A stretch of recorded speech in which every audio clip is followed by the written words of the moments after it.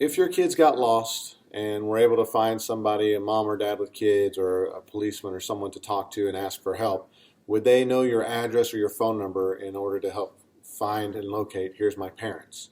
Here's a couple ways to start the practicing with them and stair-step that journey as they try to work on memorization on that.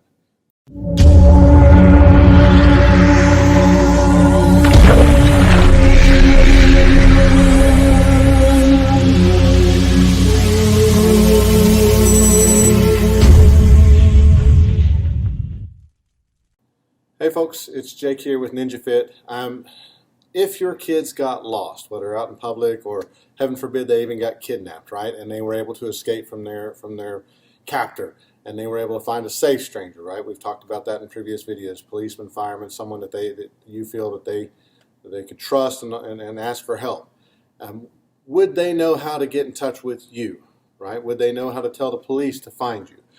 You'd be surprised how many kids just have the lack of knowledge other than maybe knowing their last name. If they even know how to spell that, they might not know what state they're in, what city they're in.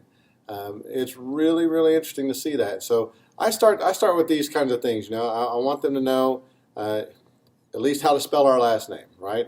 So teach them how to say that. Then if they don't know yours, the parents' first names or grandma and grandpa's first names or something, they probably need to, right? Other than just saying mom and dad or Mrs. Johnson, there's probably thousands of Mrs. Johnsons in Kansas alone, right? In our state alone. So think about that, right? I want them to be able to spell and say our last name. Okay, then maybe they need to know my first name, mom's first name, so that they can tell that to police if they need to.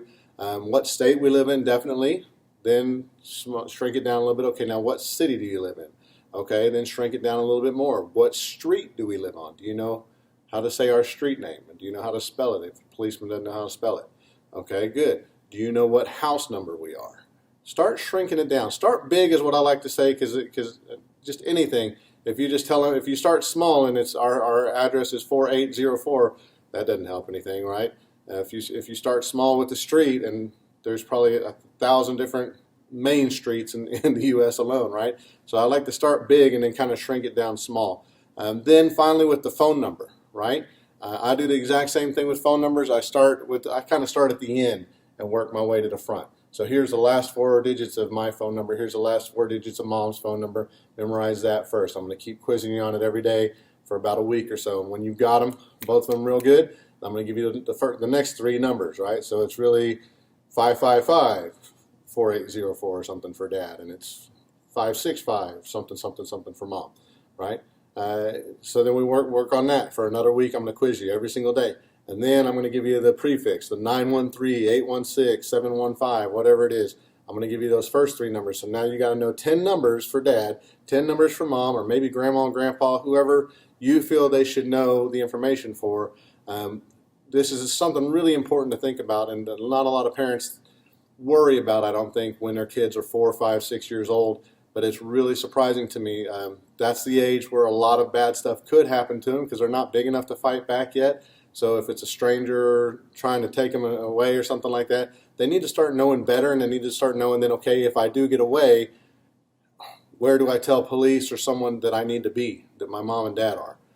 So think about that. Maybe start having those conversations with your kids and start quizzing them on those little bits of information. The state, city, street, house number, last name, first name for mom and dad if you need to, phone numbers, right? Last 4, first 3, prefix and all that stuff. I hope that helps, and stay safe out there.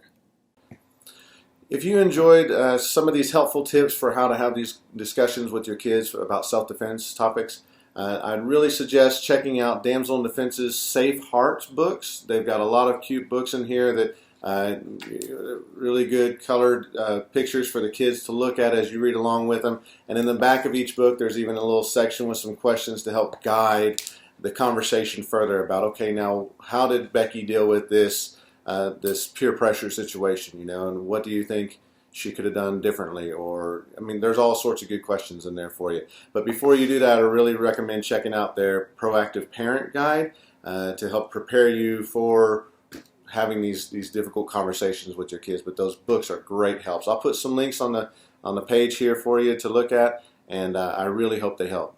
Thanks.